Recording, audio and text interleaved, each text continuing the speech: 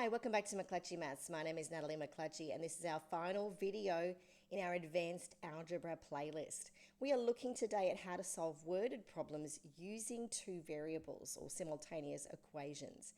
Now, before we get started, I just wanted to let you know a few prerequisites, things you need to know before you watch this video. Firstly, you should know how to transpose algebra, and we have a video on that in our algebra playlist.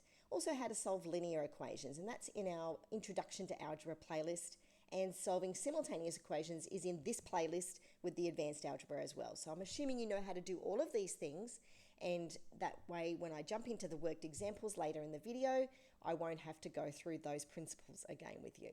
Okay, here are our basic steps to solve simultaneous equations with worded problems. So you might want to take a little screenshot of this one. First of all, read the question really carefully and identify the important information. You could use a highlighter pen or a regular pen just to underline or circle key words that are going to help you to solve the problem. Then you're going to state your variables. Now, because these are simultaneous equations, you're going to have two variables. So you're going to use let statements. So you might say let x be equal to whatever the concept is, such as the price of oranges, and let y be the price of apples, or something like that. So you're writing those let statements down. That's communicating to your reader or your marker what you're going to be using in your later algebra and why you're using it, what it represents. Then you're going to use those two letters or variables to create two different equations. So that might be something like x plus y equals 3, x take away y is negative 12. Okay, and you should number those equations, equation 1, equation 2. Once you've done that, you need to inspect both equations and decide on an appropriate method for solving. Now, we've talked about 3 different methods in this video series. We've looked at graphing, we've looked at the substitution method, and we've looked at the elimination method. So I'm assuming that you are familiar with all 3 of those methods. Now, just by looking at these 2 equations, you'll be able to decide if elimination is the first thing that you should be going with, and that's if you could add the 2 equations together, subtract the equations, multiply them by one another, or divide something by those equations, you would be able to get a single equation with a single variable in it by doing that to both of those. Elimination may not always be appropriate. You may have a starting point where you've got x equals y plus 2, and then you've got something straight away you can use for substitution. And really the only time you would use graphical methods is if you're told to use those, or if your algebra is not up to scratch and you think you can graph them really accurately and get a better result. Okay, once you've done that inspection, then you solve the simultaneous equations. You should then check your work, make sure that both variables make sense in the context of the question. And because it's a worded problem, we always need to finish off by writing a statement using the question context. So if we're asked to find out the price of apples and oranges, that needs to be in our final question statement. 5 adults and 3 children pay $108 in total for movie tickets. A different group of 3 adults and 10 children paid $155. Find the cost of an adult ticket and a child's ticket. Okay, I see this type of question used in lots of exams over the years and in textbooks, so let's see how to solve it. We're going to follow that same method we just talked about. So firstly, let's identify that important information. So we've got the 5 adults and the 3 children, that's important information, and the 3 adults and the 10 children, what they're paying is important information, and the fact that it's movie tickets is not important. Okay, then I'm going to write some let statements. So I'm going to be finding the cost of an adult ticket. So the cost of an adult ticket is going to be the letter A in this situation, and the cost of a child's ticket is going to be the letter C. So it often makes sense to use letters or variables that are something to do with your question. But we've written a let statement. Often when I'm writing marking schemes, we'll allocate a mark for the let statement. It's important communication, so you should always not skip that step. Now let's use the A and the C to create some equations. Now, when I've got situations like this, a lot of students, this is the step where they get stuck. So I would suggest to them to step out of the situation for starters and say to them, if I had 2 adults and 1 child, and let's say the adult ticket was $10 and a child's ticket was $5, how would I work out the total? Well, you know that 2 times the adult price of $10, $20, plus 1 times the child's price, $5, is going to give you a total. So using that same principle, we're multiplying the number of adults by the number of the tickets of their price, adding to that the 3 children's. So I often say, if this is too tricky to do with $108 and $155, step out, use some simple numbers, even one out on one child. How would you work out a total for that? And once you work out that it's multiplicative as well as additive, then you can get your equations together. So now I've got 5 times the adult price plus 3 times the child's price will give me $108. Notice I've labeled that as equation 1. And then in this situation, 3 times the adult price plus 10 times the child's price will give me $155. So now what I've got is 2 equations, and I have numbered those equations. Step 4 is I'm going to look for an appropriate method to solve. Now, what I can see here is if I added the equations together, I'm not going to get a variable by itself. If I subtracted, not going to help there either. Perhaps if I multiplied both equations by a number, I could eliminate the a's, because you'll notice here that if I multiplied this equation by 3 and this equation by 5, I'd get 15a in both situations. They'd be equivalent equations. And then I could use the elimination method to subtract them. So that's what I think I'm going to do in this situation. So here we go. I'm going to multiply that by 3, that by 5. And then I'm going to solve. So let's first of all work out what this is. 3 times 5a makes 15a, plus 3 times 3 makes 9c, and 3 times 108 makes 324. So I'm renaming these equations now as equation 3 and equation 4. And in this situation, 3 times 5 makes 15, 10 times 5 makes 50, and 155 by 5 makes 775. So now I've got equations I can eliminate. So what I can do is if I take 3, take away 4, I'm going to end up with negatives. Don't want to do negative numbers. Blah. So let's do 4 take away 3, and then I will eliminate the 15a. Okay, 15a, take away 15a makes 0. 50 take away 9 makes 41. 775 take away 324 makes 451. So now I've got one variable to solve. Let's divide both sides by 41, and we'll get the child's cost is going to be $11. So now I've got the price for the child. I can substitute that back into one of my original equations and solve for the adult price. So I'm actually going to use communication here. This is an important step, not to skip. I'm going to substitute that into this equation here. The reason I've chosen this equation is the numbers are smaller. It's easier to work with. So if I substitute c equals 11 in here, 3 times 11 makes 33. And I'm going to subtract 33 from both sides. I get 5a equals 75 and a equals 15. Now, it's very important you do a logic check at this stage. We'd be expecting that the child's and the adult's tickets would be whole numbers, although we could accept something like $10.50 or even $10.25. We wouldn't be expecting things like $11.01 because we don't really see prices like that anymore. And I certainly wouldn't be expecting a price with multiple decimal places. So if I see something unexpected like that, it's a clue that I've made a mistake somewhere with my algebraic techniques and I need to go back and check my work. A great way to do that is to substitute both numbers, 15 and 11, into these original equations, see if I get to the final answer. If I don't, I know I've made a mistake. Now, I've often seen students write on there, I know I've made a mistake, because that doesn't work. They haven't actually taken the time to go back and see if they can fix their work, which is always a good place to start or to finish. Okay, so now we're doing that checking of our solutions. And then final step is me to write that statement using this information here. The cost of an adult ticket is $15 and a child ticket is $11. Don't forget your units of measurement there because we're talking about money. Okay, that was our first worked example. Here's our second and final for the video. 5 years ago, I was 5 times older than my grandson. In 8 years' time, I'll be 3 times older than my grandson. How old am I today? And I do see lots of age questions as well in textbooks and exams. Firstly, looking at the important information. Well, that's it there. It's not important that it's my grandson, although that would help me get a bit of perspective about the kind of age difference we're talking about.